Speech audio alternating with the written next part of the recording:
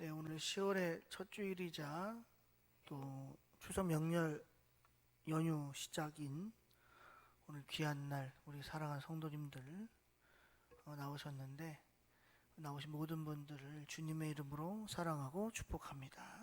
잘 오셨습니다. 오늘 이 시간에는 에스겔서 36장 26절에서 27절 말씀을 중심으로 해서 내 영을 너희 속에 두고 라는 제목으로 함께 은혜 나눠보려고 합니다. 에스겔 36장은 크게 두 부분으로 나뉘어져 있는데요. 전체 주제는 뭐냐면 이스라엘의 회복에 대한 주제가 36장의 전체 주제입니다. 그리고 이 안에는 두 개의 소 주제로 나뉘어져 있는데, 먼저 1절부터 15절에는 이스라엘 백성들에 대한 하나님의 외적 회복을 선포하시는 내용이 포함되어 있고, 그리고 16절에서 마지막 절까지는 이스라엘의 내적 회복에 대한 선포가 또 기록이 되어져 있습니다. 이 외적 회복에 대한 내용은 어떤 거냐면, 이스라엘 백성들이 북이스라엘이 망하고 그리고 남유다가 망한 이후에 예루살렘이 성전이 완전히 무너져 버려서 이제 이스라엘 백성들이 북이스라엘은 아수르와에게, 그리고 남유다는 바벨론에게 완전히 멸망당하게 됩니다. 그런데 멸망을 당하면서 땅을 빼앗기게 되거든요. 땅을 빼앗기면 이스라엘 백성들이 영토를 잃어버리는 거거든요. 그런데 성경에 보니까 어떻게 표현이 되어 있냐면, 북이스라엘은 회복에 대한 말씀이 없어요. 그러니까 이스라엘 전체를 놓고 봤을 때 북이스라엘이나 남유다나 다 하나님의 백성이거든요. 그런데 솔로몬 이후에 솔로몬 아들 르호보암이 솔로몬의 뒤를 이어 왕위를 받았는데, 솔로몬이 잘못한, 하나님께서 원하시지 않는 솔로몬이 한 여러 가지 하나님께서 기뻐하시지 않는 정책들 때문에 결국 북이스라엘과 남유다가 나뉜단 말이에요. 그런데 북이스라엘은 10지파가 있었고 남유다에는 2지파가 있어요. 그러니까 10지파와 2지파가 나뉜 상황 속에서 북이스라엘은 아수르라는 나라한테 멸망을 당하는데, 남유다는 바벨론이라는 나라한테 멸망을 당하는데, 북이스라엘에 대한 회복의 말씀이 없어요. 성경을 가만히 읽어보시면 하나님께서 북이스라엘에 대해서 회복시켜 주겠다라고 하는 말씀이 없어요. 그런데 남유다에 대한 회복의 말씀은 있거든요. 왜냐하면 남유다에는 뭐가 있었느냐? 예루살렘 성전이 있었어요. 예레미야를 보시게 되면 이스라엘 백성들이 당시에 굉장히 많은 죄악들을 범함으로 이제 멸망하게 되는데, 당시에 이스라엘 남유다에 있었던 선지자들 중에 성경 표현이 그래요. 100명의 선지자가 있으면 예레미야 한 사람만 진짜 선지자고 나머지 99명이 거짓 선지자라는 거예요.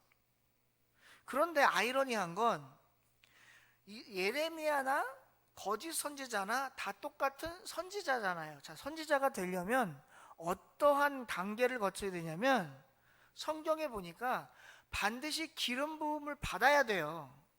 기름 부음을 받았다는 건 하나님이 세웠단 말씀이에요. 그런데 그 안에 어떤 선지자가 있었느냐? 참 선지자와 거짓 선지자가 있었단 얘기예요. 그런데 이 거짓 선지자들이 하나님께서 주신 말씀을 받아서 계시를 하는데, 성경에 보니까 예레미야에 어떻게 표현이 되어 있냐면, 하나님께서 거짓 선지자들에게는 천사들을 통해 가짜 메시지를 준다는 거예요. 진짜 메시지는 누구한테만 주느냐? 예레미야한테만 주신다는 거예요. 근데 메시지가 완전히 확연하게 구분이 되는데, 거짓 선지자들에게 주셨던 말씀은 예루살렘 성전은 절대 안 무너진다는 거예요. 하나님께서 예루살렘 성전에 계시기 때문에 예루살렘 성전은 절대 무너지지 않는다는 거예요. 왜냐하면 그건 하나님의 집이기 때문에. 그런데 예레미야는 뭐라 그랬느냐? 예루살렘 성전이 무너진다는 거예요. 자, 이게 무슨 차이가 있느냐? 단순히 하나님의 성전이 무너지고 안 무너지고의 차이점이 아니라, 하나님의 성전이 안 무너진다라고 하는 건 하나님이 남유다에 임재하시니까 그 어떤 이방 나라도 남유다를 결코 침범할 수 없다라고 하는 확고한 신념인 거예요. 예루살렘 성전이 무너진다라고 하는 건 하나님이 남유다를 버렸다는 거예요. 메시지가 완전히 달라지잖아요. 그런데 이 메시지에서 중요한 게 뭐냐면, 북이스라엘에 대한 심판의 선고도 있는데, 북이스라엘에 대한 심판만 있지 뭐가 없냐? 회복이 없어요. 그런데 남유다에는 뭐가 있냐면, 심판도 있지만 뭐도 있느냐? 회복도 있어요. 그러니까 회복은 뭐냐? 하나님께서 돌이켜 주시겠다라고 하는 거예요. 자, 이 회복이라고 하는 단어를 우리가 좀 생각해 봐야 되는데, 왜 그러냐면, 우리가 단순히 회복 그러면 좀 나아진다, 뭐가 좀 뭐가 좀 달라진다, 좀 뭐라 그럴까, 그러니까 안 좋았던 것이 조금 풀어진다, 이런 의미가 아니에요. 회복이라고 하는 영어 단어를 보면 recover라고 되어 있는데, recover라고 하는 R이라고 하는 단어 자체가 뭐냐면, 완전히 어떤 뜻이 있느냐? 뒤집어 놓는다는 거예요. 우리 흔히 이런 말 하잖아요. 야, 저 사람 완전히 180도로 바뀌었어, 이런 얘기 하잖아요. 여러분, 180도로 바뀌었다라는 건 역전됐다라는 거예요. 손바닥이 뒤집어졌다는 얘기예요. 역전됐다는 거예요. 손바닥 안과 손바닥 등은 이건 바닥이고 등이구나. 손바닥 등이 아니라 손바닥과 손등은 완전히 다르잖아요. 같은 손이라도 바닥과 등은 언어 자체도 단어 자체도 틀려요. 그러니까 역전된 거예요. 그런데 이 뒤집어진 걸 리라고 하는 말은 무슨 말이냐? 요렇게 돌려놓겠다는 거예요. 그러니까 recover, 회복이라는 말은 이렇게 됐다는 걸 다시 원상태로 돌려놓는다, 이 말이에요. 그러니까 그걸 한국말로 풀었더니 회복이라고 하는 건데, 그러면 남유다에 대한 회복은 무슨 말이냐?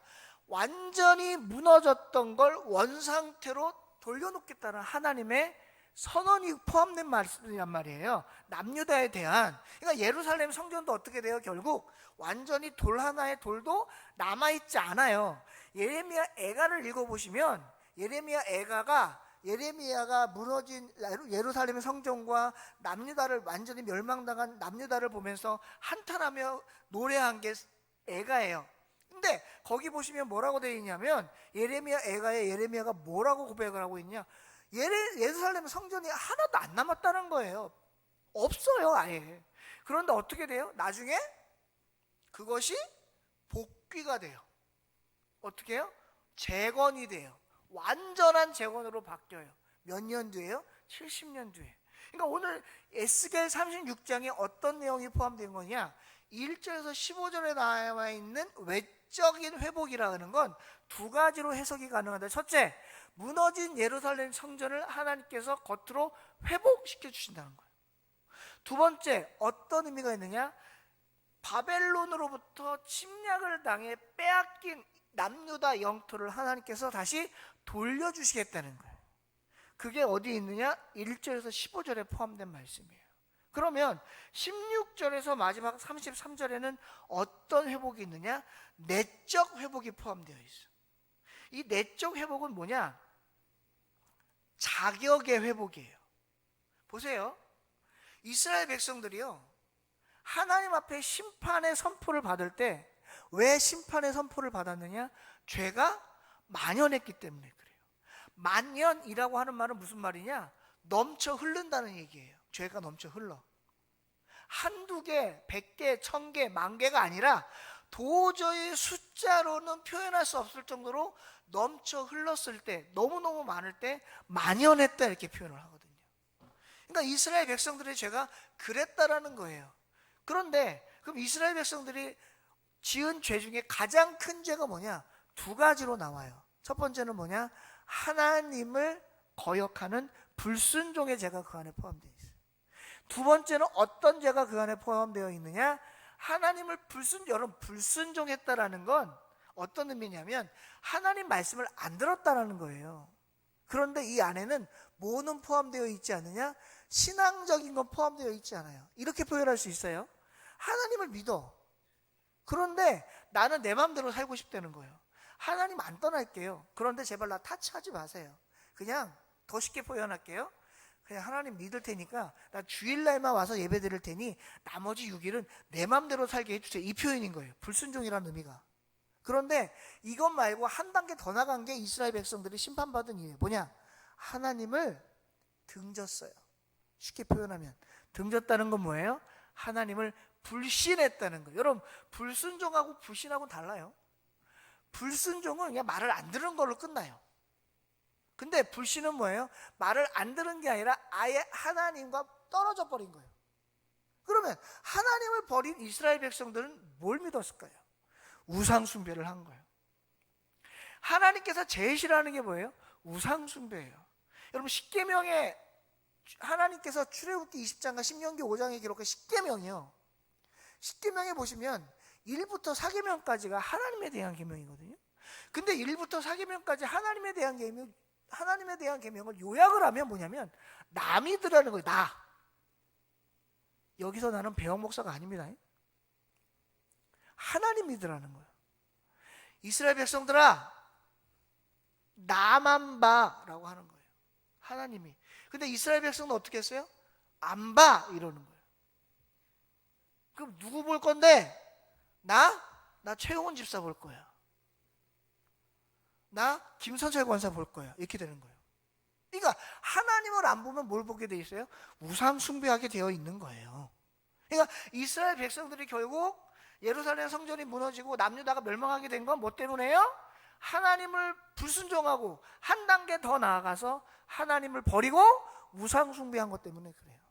그런데 그걸 뭐로 못 느끼는 거예요? 죄로 못 느끼는 거예요. 깨닫지 못하는 거예요. 그래서 하나님이 계속해서 선지자들을 보냈어. 근데 안 되니까 결국 예레미야 때 완전히 너희는 안 되겠다. 도저히 회복할 수 없으니 내가 너희들을 70년 동안 이스라엘 백성들이 40년 동안 광야에서 방황한 것처럼 너희들 70년 동안 내가 바벨론에 가서 포로 만들어 버릴 거야. 대신에 70년 후에 다시 뭐 하겠다는 거예요? 회복시켜 주신다는 게 36장 나오는 거예요. 특별히 16절에서 38절은 뭐예요? 자격을 회복시켜 주겠다. 어떤 자격? 너희들이 나를 떠나서 나를 버렸고 내 말 듣지 않았고 우상 숭배했고 나한테 거짓 예배 드렸고 거짓 제사 드렸고 나한테 기도도 형식적으로 했는데 내가 그래서 너희들을 내 자녀로 인정하지 않았지만 후에는 내가 너희들의 자격과 모든 것들을 원상태로 돌려놓겠다라는 거예요. 그게 16절에서 38절에 나와 있는 말이에요. 근데 특별히 오늘 우리가 읽었던 26절에서 27절은 뭐냐? 이거는 자격의 회복 중에 어떤 회복에 들어가느냐? 신앙적 회복에 들어가는 거예요. 여러분, 신앙을 회복했다? 이 말은 이거는요 굉장한 의미가 있어요. 무슨 말이에요? 하나님을 떠났어요. 여러분, 우리가요 말을 좀 조심해야 될 것 같아요. 언어 중에 저도 말하다 보면 실수하는 말, 잘못하는 말, 남들에게 상처 주는 말 엄청나게 많이 해요. 저도 이렇게 성도님들하고 대화하다 보면 나중에 집에 가서 생각해 보면 어떤 생각이 드냐면 에이, 그 말 하지 말걸. 그럴 때가 있어. 그러니까 나도 답답하고 뭔가 안 풀리고 누구한테 얘기할 수 없으니까, 그러니까 성도님들하고 얘기를 하다 보면 나도 모르게 사람이다 보니 내 속에 있는 걸 나도 모르게 풀어놓을 때가 있어. 근데 나중에 집에 가 생각해 보면 그 얘기 하지 말걸. 이럴 생각이 들 때가 있어요. 마찬가지로 우리가 말을 조심해야 되는데 왜 그러냐면 여러분 보세요. 지금 제가 26절과 27절 신앙적 회복이라고 했잖아요. 신앙적 회복이라는 무슨 말이냐? 내가 신앙을 잃어버렸기 때문에 신앙이 회복됐다는 거예요. 그럼 신앙을 왜 잃어버렸까? 이유가 있어요. 첫째, 하나님과의 관계가 멀어져서 그래. 하나님과의 관계가 멀어지면 제일 먼저 들어오는 게 뭐냐? 내 생각이 들어가. 내 생각이 들어가면 어떤 상황이 오냐? 내 판단이 들어가. 그럼 내 판단이 들어가면 어떻게 되느냐? 그때부터는 지적하기 시작해. 그 지적하게 되다 보면 어떤 일이 벌어지냐면 불평과 불만이 나오기 시작하는 거예요. 그러다 보면 그 안에서 뭐가 일어나요? 불화가 일어나. 불화가 일어나면 어디까지 가요? 분쟁이 나와. 분쟁이 나면 어디까지 가요? 그 다음에 맨 끝에가 뭐냐? 분열이 돼요. 분열이 된다고. 분열이 되는 순간 다 끝나는 거야. 여러분, 제가 과학을 잘하는 사람은 아닙니다. 그런데 우리가 마시는 산소 있잖아요. 산소가 화학기호로 O2거든요. 이 O2하고 H가 만나면 뭐가 되냐면, 이게 뭐가 될까요? H2O가 물이에요. 물. 지금 우리 함정숙 권사님이 드시는 물이 O2하고 H가 만나서 생긴 거라고. 근데 저 물을 분해를 시킬 수가 있어. 저기다가 전기를 가하면, 전기 분해를 일으키면 H가 수소입니다. 수소와 O2 산소를 분리시킬 수가 있어. 분리가 되면 더 이상 물이 아닌 게 돼버려요. 분열이 되는 순간 물이 갖고 있던 속성이 사라져. 그래서 뭐가 돼요? 수증기가 됐고 날아가 버려. 여러분, 우리 교회가요, 하나님의 백성들이요, 분열이 되잖아요. 죄송하지만 다 끝나고 말아요. 그러니까 하나님께서 회복을 시켜주겠다, 신앙적으로 회복을 시켜주겠다, 이 말은 무슨 말이냐면 분열된 걸 다시 뭐 하는 거예요? 붙여주겠다는 거예요. 이스라엘 백성들이요, 남유다 사람들이 특히 바벨론 포로로 끌려갔어요. 바벨론 포로로 다 끌려갔느냐? 아니에요. 남유다에 남은 사람들도 있었어요. 늙은 사람, 병든 사람, 아픈 사람, 바벨론 사람들 눈에 필요 없는 사람들은 다 그냥 남유다에 놔둔 거예요. 그럼 누굴 데리고 가느냐? 젊은 사람, 똑똑한 사람, 왕족, 귀족, 다니엘, 사드락, 다니엘, 하나냐, 미사엘, 아사랴 같은 사람들. 그리고 또 누구? 젊은 여자들, 젊은 애기들, 젊은 남자들 다 끌고 간 거예요. 자기들 써먹으려고. 그런데 바벨론에 가서 뭐가 안 돼요? 신앙이 안 돼. 시편에 보시면 바벨론에 끌려간 어떤 누군가가 시를 써놓은 게 있는데, 거기 보면 하나님 앞에 찬양식 하고 싶어도 찬양을 못해. 하나님께 기도하고 싶어도 기도를 못해. 안 하는 게 아닙니다. 못하는 겁니다. 하나님께 예배를 드리고 싶어도 예배 드릴 처소가 없어. 당연하죠. 바벨론인데, 구속되어 있는데, 토박되어 있는데, 노예 상황인데 못하죠. 그런데 그 상황 속에서 하나님이 남유다 백성들에게 어떤 마음을 품게 하시느냐? 우리가 잘못했구나를 깨닫게 하시는 거예요. 제가 아까 뭐라 그랬냐면 언어를 조심하자 그랬잖아요. 왜 그러냐면, 여러분, 하나님과 멀어지게 되면 우리 언어가 어떻게 바뀌냐면요, 분열도 분열이지만 분쟁과 내 생각과 내 판단과 지적과 분쟁과 분열도 분열이지만 자꾸 어떤 말이 나오냐면 이렇게 얘기해. 나 오늘 시험 들어서 교회 못 가서. 여러분, 잘 생각하셔야 돼요. 시험을 오는 거랑, 시험을 당한 거랑 시험이 드는 건 달라요. 시험을 당하는 건 외부로부터 나에게 오는 게 시험 당하는 거예요. 이건 하나님이 주실 수도 있고 마귀 새끼가 줄 수도 있어. 그런데 시험 드는 건 외부에서 오는 게 아니라 내 안에서 일어나는 거예요. 내 안에는 항상 두 마음이 싸우죠. 내 죄성과 하나님이 주신 의성이 싸워. 그래서 우리는 이신칭의 때문에 의인이라고 하는 거지, 믿음이 없으면 우린 다 뭐예요? 죄인인 거예요. 죄인인 거야. 그러니까 내가 늘 내 안에서 싸워. 근데 시험에 들었다? 이건 누가 이긴 거예요? 내 죄성의 본성이 이긴 거예요. 그래서 시험 들었다고 그러면 안 돼요. 내가 시험을 당했네. 나한테 시험이 오네. 이건 외부에서 오는 거예요. 그럼 기도해야 돼. 이길 수 있도록 하나님 도와달라고, 성령의 힘으로. 근데 시험이 들었다? 이건 누가 시험 준 게 아니야. 이렇게 표현하면 죄송하지만 지가 시험 든 거지. 시험을 자기한테 자기가 준 거예요. 지라는 표현 써서 죄송합니다. 이해하기 쉬우라고 말씀드린 거예요. 시험을 내가 나한테 준 거예요. 여러분, 우리 언어 쓰실 때 믿는 사람일수록, 신앙의 연수가 오래될수록, 교회에서 직분의 연수가 오래되고 하나님을 오래 믿으셨을수록 우리의 언어는 더욱더 은혜로운 언어로 바뀌어야 될 줄로 믿습니다.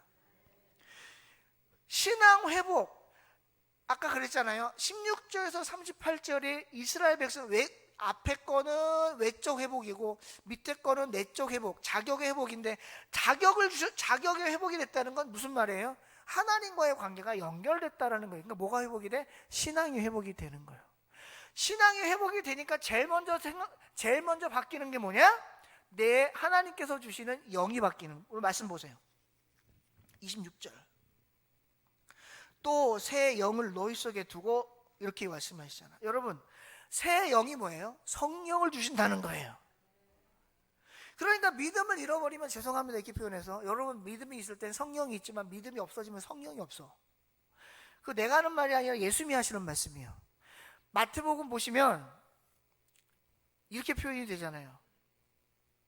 귀신 들린 사람이, 귀신이 쫓겨나갔어. 그 귀신이 쫓겨나간 다음에 성령이 이 안에 들어왔네. 근데 성령이 들어왔는데 이 사람이 처음에는 성령을 잘 모시고 살다가 자기의 죄성인 본성으로 다시 바뀌어버리니까 성령이 견디지 못하고 소리소문 없이 나가신 거야. 근데 그럼 이 안에 아무것도 없죠. 그런데 쫓겨나간 귀신이 들어갈 집을 찾다가 찾지 못하고 옛날 집에나 가보자, 그리고 옛날 집에 갔더만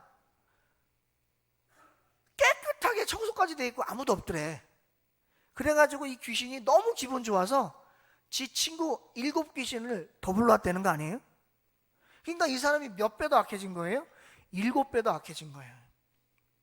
여러분, 성령이 언제 떠납니까? 내 안에 신앙이 사라지면, 신앙심이 사라지면, 신앙이 없어지면 내 안에 악령이 들어올 수밖에 없어요. 악령이 들어올 수밖에 없다고. 악령은 어떤 의미가 있느냐? 사탄, 마귀, 그것도 있지만 여러분, 내가 갖고 있는 본성 자체가 죄이기 때문에 성령이 떠나면 죄의 본성이 살아나는 거예요. 여러분, 세상에서 죄 짓고 싶은 사람이 누가 있습니까? 여기 우리 성도님도 앉아 계신데 제가 여쭤볼게요. 죄 짓고 싶으시면 손 한번 들어보세요. 없을걸요? 다 죄 안 짓고 싶을 거야. 그런데 또 한번 여쭤볼게요. 그런데 죄 지세요, 안 지세요? 이게 웃긴 거잖아요. 나는 죄를 짓기 싫어요. 근데 죄를 짓는다니까요. 누가 도와주지 않으면, 성령이 도와주지 않으면. 그러니까 오늘 성경에서 하나님께서 에스겔 선지자를 통하여 회복의 선포의 말씀을 주시는데, 주시는 게 뭐예요? 새 영을 우리 속에 두겠다는 거예요. 새 영을. 그냥 영이 아니라 새로운 영, 새로운 성령을 우리에게 주시겠다는 거예요. 그래서 뭘 회복시켜 주겠다는 거예요? 내가 잃어버렸던 신앙을 회복시켜 주시겠다는 거예요. 그러니까 새 영이 내 안에 들어오면 그걸로 끝나는 게 아니라 새 마음도 내 안에 들어온다는 거예요. 여러분, 사도 바울이 뭐라 그랬냐면 이렇게 얘기했어요. 보라, 이전 것은 지나갔으니 뭐가 되었도다? 새 것이 되었도다. 이전 것은 뭔데? 내 죄의 본성, 하나님을 믿기 전, 예수님의 피로 구원받기 전의 모습. 그런데 새 것이 됐다는 건 뭐예요? 예수님을 통하여 구원받고 하나님을 믿어서 내가 세상의 사람이 아닌, 사탄 마귀에 사로잡힌 사람이 아닌 하나님께 사로잡힌 자, 예수님께 사로잡힌 자, 성령으로 사로잡힌 자라는 뜻이 뭐예요? 이전 것은 지나갔을 때 보라, 이제 새 것이 되었도다. 그런데 새 것이 되었어도 다시 나는 뭐가 될 수 있다는 거예요? 헌 것이 될 수 있다는 거예요. 그 근거가 어디 나와요? 하나님께 선택하신 이스라엘 백성들에게 나와. 그런데 다시 이스라엘 백성들이 헌 것이 됐다가 뭐로 바뀌는 거예요? 또 새 것이 바뀌는 거예요. 여러분, 이 말씀은 우리에게 어떤 위로를 주느냐? 우리 자책하잖아요. 오늘 또 죄 졌네. 오늘 또 죄 졌네. 나는 왜 이렇게 약할까? 난 믿는데 왜? 나는 하나님을 믿는데, 나는 예수님도 예수님으로부터 구원 받았는데 나는 왜 이렇게 약한 거지? 내가 30년, 40년, 50년 신앙생활을 했는데, 내가 교회에서 그래도 직분자인데 왜 자꾸 나는 죄를 짓지? 여러분, 슬퍼하거나 노여하지 마세요. 목사인 저도 죄져요. 저도 죄진다고요. 그게 우리의 본성인데 어떡해요? 이 본성은 안 바뀝니다. 오죽하면 사도 바울이요, 오라 나는 곤고한 자로다, 이 사망의 몸에서 누가 나를 건져내랴 그러겠어요. 그러면서 뭐라 그래요? 자기는 죄인 중에 괴수래요. 여러분, 사도 바울이 죄인 중에 괴수면 우리는 죄인 중에 괴수 중에 괴수 중에 괴수일 거예요, 아마. 그래서 우리가 그나마 말씀을 통해서 위로받는 거예요. 오늘도 우리 말씀을 통해서 위로받자는 거예요. 위로만 받으면 안 돼. 아, 우리는 어쩔 수 없는 사람이니까 죄져도 괜찮구나, 이 말씀 드리는 게 아니잖아. 어떻게 하자는 거예요? 위로받았으니 다시 우리가 새로운 경각심을 가지고, 새로운 영을 가지고, 새 마음을 품어서 다시 어떻게 하자는 거예요? 믿음으로 정진해 보자는 거예요. 하나님께서 이스라엘 백성들을, 남유다 백성들을 왜 회복시켜 주셨겠어요? 이유가 있어. 26절 하반절에 보니까 너희 육신에서 굳은 마음을 제거한다는 거예요. 굳은 마음은 뭐예요? 화인 맞은 마음이요. 여러분, 양심에 화인 맞으면 양심의 가책을 못 느껴요. 그야말로 저는 이제 제가, 이건 여담인데요, 그러니까 이 말씀과 연결돼서 말씀드리는 거예요. 제가 볼링을 굉장히 좋아하거든요. 근데 볼링한 지 한 3년 넘었어요. 볼링을 칠 때는요, 여러분, 볼링은요 어떤 특징이 있냐면 손가락을 다 쓰는 게 아닙니다. 딱 요 3개만 써요. 그래서 딱 볼링을 이렇게 잡거든요. 그러면 어떤 일이 벌어지냐면 여기에 굳은 살이 배깁니다.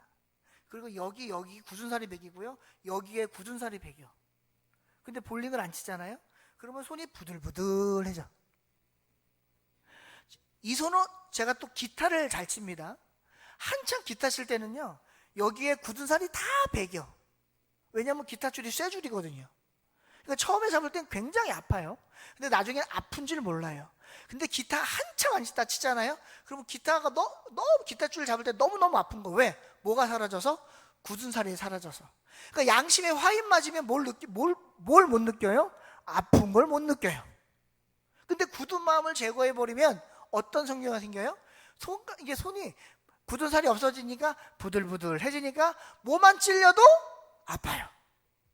그러니까 굳은 마음을 제거하겠다는 건 무슨 말이냐? 죄로 딱딱해져 버린 내 마음, 죄가 굳어버리면, 죄로 인해서 마음이 딱딱하게 굳어버리면 어떤 일이 벌어지냐면 아무리 말씀을 들어도 감동이 안 와, 은혜가 안 돼, 깨닫지를 못해. 근데 굳은 마음을 제거하면 어떻게 돼요? 어떤 말씀을 듣든지 아멘으로 받아들이고 은혜가 되고 감동이 되며, 그게 내 말씀이기 때문에 내 마음의 양심에 찔려 하나님 앞에 바른 마음, 바른 믿음으로 살아가려고 애쓰지 않을래야 안 쓸 수가 없어요. 그래서 굳은 마음을 제거하시겠다는 거예요. 굳은 마음을 제거한 다음에 어떤 마음을 주신다고 그랬어요? 부드러운 마음을 주신다는 거예요. 부드럽다는 건 한자로 보니까 유자더라고. 유자, 부드러울 유. 그래서 성령의 9가지 열매 중에 어떤 열매가 있어요? 온유한 마음이 있는 거예요. 온유가 거기에 포함되는 거예요. 여러분, 부드럽다는 건 어떤 의미예요? 유동성이 있다는 거예요. 제가 결혼식 주례를 많이 가본 건 아닙니다. 딱 2번 가봤어요. 결혼식 주례를 2번 가서 제가 신랑 신부에게 했던 주례 멘트가 있어. 우리 성도님들도 한번 보세요. 여러분, 2 더하기 2가 뭐예요? 어려워요? 2 더하기 2가 뭐예요? 4예요. 여러분, 이해를요 2번 하면 사랑이 돼요. 자, 한 번 더. 5 빼기 3은 뭐예요? 2. 여러분, 오해를요 3번만 생각하면 이해가 됩니다. 이거를 성경은 뭐라고 표현했냐? 부드러운 마음이라고 표현을 한 거예요. 굳은 마음이 있으면 뭘 안 하려고 그래? 이해를 안 하려고 그래. 굳은 마음이 있으면 뭐가 없어? 사랑이 없어. 굳은 마음이 있으면 어떻게 돼요? 수용하지 못해. 왜? 내가 제일 잘났는데. 근데 굳은 마음을 제거하고 부드러운 마음이 생기면 어떻게 해요? 다 받아들일 수 있어. 그렇지? 그럼 그럴 수 있지. 그럼 그럴 수 있지. 근데 우리 기도해보자. 하나님의 뜻이 뭔지 기도해보자. 도대체 이해가 안 돼. 왜 이렇게 하는 거야? 나도 이해 안 돼. 근데 우리 하나님의 뜻 모르잖아. 기도해보자. 기도해보자. 하나님이 하시겠지. 여러분, 사람이 할 수 없는 건 누가 하는 거예요? 하나님이 하시는 거예요. 그게 무슨 마음이야? 부드러운 마음이에요. 부드러운 마음. 그럼 부드러운 마음을 주신 다음에 어떤 일이 벌어지는가 봤더니 그때부터는 어떻게 되느냐? 부드러운 마음이 들어오면 27절에 또 내용을 노이 속에 둔다 그랬잖아요. 근데 이 내용이라는 단어가 한글 개역 성경에는 뭐라고 되어 있냐면 내 신이라고 되어 있어요. 어떤 거예요? 하나님이 말씀하시는 내용, 내 신은 뭐예요? 성령을 얘기하는 거예요. 우리는 삼위일체 하나님을 믿잖아요. 성부 하나님, 성자 하나님, 성령 하나님. 그러니까 여기 성경에서 얘기하는 27절에서 얘기하는 내용은 내 신은 누구냐? 성령님을 말씀하시는 거예요. 그러니까 성령님을 내 속에 두시겠다는 거예요. 그러면 내 속에 두시게 되면 어떻게 되느냐? 그 다음에 주시는 게 율례를 주시겠다는 거예요. 율례는 뭐예요? 율법이에요. 율법은 다른 말로 하면 뭐예요? 하나님의 말씀이에요. 그럼 말씀을 왜 주시느냐? 지키라고. 굳은 마음이 있을 때 하나님 말씀 듣기도 싫을 뿐더러 하나님 말씀을 지키기도 싫어. 왜? 내 마음대로 살고 싶으니까. 근데 부드러운 마음이 들어오고 내 안에 성령이 있으면 그때는 하나님의 말씀이 귀에 들리기 시작해. 그렇지. 내가 하나님 말씀대로 살아야지. 하나님이 원하시는 삶을 살아야지. 비록 그렇게 살지 못하더라도 10개 중에 3개만 지키더라도 1개밖에 못 지키더라도 뭐 하는 거예요? 하나님의 말씀과 율법과 율례대로 살려고 내가 애쓰는 거예요. 여러분, 이걸 잘못 오해하시면 안 돼요. 무슨 말이냐면 우리가 말씀을 잘 지키고 말씀대로 살아야 하나님께서 복을 주시고 은혜를 주시고 내가 천국 가는구나. 아니에요. 천국은 이미 가요. 구원 받았으니까. 우리가 말씀 왜 지키느냐? 천국 가려고 지키는 게 아니요. 하나님이 나를 구원해 주셨고 나를 살려주셨고 나를 하나님의 자녀 삼아 주신 것이 너무 감사해서, 죄인에서 의인 만들어 준 게 너무 감사해서 내가 갚을 길 없어 하나님 말씀대로 살겠다고, 순종하겠다고 내가 결단하고 살아가는 거예요. 그러니까 이것 때문에 내가 믿는 게 아니라 믿고 나서 후에 나타나는 모습이 하나님 말씀을 지키며 살아가는 거예요. 여러분, 교회 왜 와요? 천국 가려고 와요? 아니에요. 이미 천국은 가요. 근데 교회 오는 이유는 뭐예요? 내가 하나님의 백성이기 때문에 오는 거예요. 여러분, 그럼 저한테 이렇게 질문할 수 있어요. 목사님, 그거 웃긴데요? 뭐가 웃겨요? 안 믿는 사람 전도해서 교회 오면 그 사람 아직 천국 간 거 아니잖아요. 교회 왔다는 게 뭐예요? 믿는다는 거 아니에요? 믿지도 않는데 교회를 왜 와요? 목사님, 쟤는요 저 그냥 얼굴 세워주려고, 면 세워주려고 그냥 한번 왔다 간 거예요. 그러다 보면 믿게 되는 거예요. 여러분, 교회가 한 번 오기 어렵죠? 한 번 오면 못 끊습니다. 교회에 한 번도 안 온 사람은 있을지 몰라도 한 번밖에 안 온 사람은 없어요. 결국 다 하나님의 그물 안에, 영적 그물 안에 들어가게 되어 있다고. 우리도 하나님의 영적 그물 안에 들어온 거예요. 요한복음에 있는 베드로가 새벽 미명 아래 그물을 오른쪽으로 던져가지고 끌어올렸던 153마리 물고기 안에 우리가 들어가 있는 거라고. 못 빠져나가요. 못 빠져나간다고. 그래서 우리가 하나님의 율법과 말씀과 규례를 지키며 들으며 순종하며 살아갈 수밖에 없게 되더라, 그 말이에요. 그게 오늘 하나님께서 이스라엘 백성들에게 주신 신앙적 회복의 약속이셨다, 그 말입니다. 그러니까 하나님의 말씀을 지키며 살게 된다? 그 말은 뭐예요? 이제 너는 다시 내 백성이 되었어. 이제 내가 너에게 복을 더 허락해 줄 거예요. 여러분, 우리가 하나님께 복 받는다 그러잖아요. 복 받아요. 맞아요. 복을 왜 받냐? 믿었기 때문에 복을 받는 거예요. 복 받으려고 믿는 게 아니라 믿었기 때문에 복을 받는 거예요. 시편 1편에 뭐라 그래요? 복 있는 사람은 악인의 꾀를 따르지 아니하고 죄인들의 길에 서지 아니하고 오만한 자들의 자리에 앉지 아니하며 오직 여호와의 율법을 즐거워하여 그의 율법을 주야로 뭐한다 그래요? 묵상한다 그래요. 그러니까 하나님의 말씀을 주야로 즐거워하고 묵상하는 사람이 누구예요? 하나님 믿는 사람이잖아요. 그러니까 하나님 말씀을 듣다 보니까 죄가 먼저 아는 거죠. 그러다 보니까 죄를 떠나니까 어떻게 돼요? 복 있는 사람이 되더라, 그런 말이에요. 여러분, 하나님이 오늘 저와 여러분들에게 말씀합니다. 내 영을 너희 속에 두겠다. 내 새 영을 너희 속에 둘 테니 이제부터 다시 한번 힘을 내서 나와 함께 믿음의 생활 해보지 않을래? 내가 너를 도와줄게. 힘들고 어려워도 버텨봐. 포기하지 말고 버텨봐. 그러면 내가 너와 늘 함께 할게 라고 하는 약속의 말씀이 오늘 에스겔서 36장 26절과 27절에 있는 말씀인 줄로 믿습니다. 말씀을 정리합니다. 오늘 에스겔은 하나님의 말씀을 받아서 이스라엘 백성들에게, 남유다 백성에 선포하기를 그들의 외적 회복과 내적 회복을 통해 자격을 회복하게 하고 신앙적 회복까지 하나님께서 시켜주셨습니다. 신앙이 회복됐다는 건 다시 하나님의 자녀로 인정받았다는 거고, 하나님의 자녀로 인정받았다는 건 그들이 다시 하나님의 주시는 복 가운데 거하게 되었다는 말씀입니다. 여러분, 우리는 다 하나님의 사람들입니다. 하나님의 자녀들입니다. 하나님 안에 거한 사람들입니다. 하나님의 백성들입니다. 그래서 우리는 하나님의 복 가운데 거하고 있다는 사실을 기억하셨으면 좋겠습니다.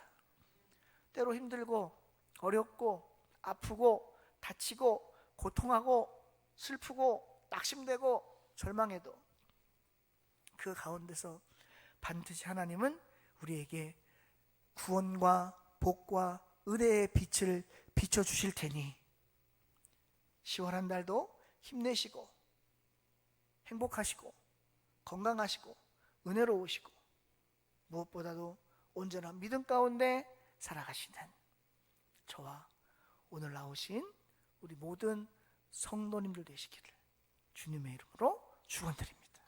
기도하겠습니다. 하나님, 오늘 부족한 자가 에스겔서 36장 26절에서 27절 말씀을 가지고 잠시 말씀을 전했습니다. 주신 말씀 속에서 받은 은혜 잊지 않게 하시고 깨달을 것 깨닫게 하셔서 하나님의 뜻 가운데 바로 살아가는 믿음의 사람들 다 될 수 있도록 주님 도와 주시옵소서. 부족한 자 말씀 전할 때 혹 잘못 전한 말씀이 있으면 용서하여 주시기를 원하고 감사드리고 예수님의 이름으로 기도하옵나이다.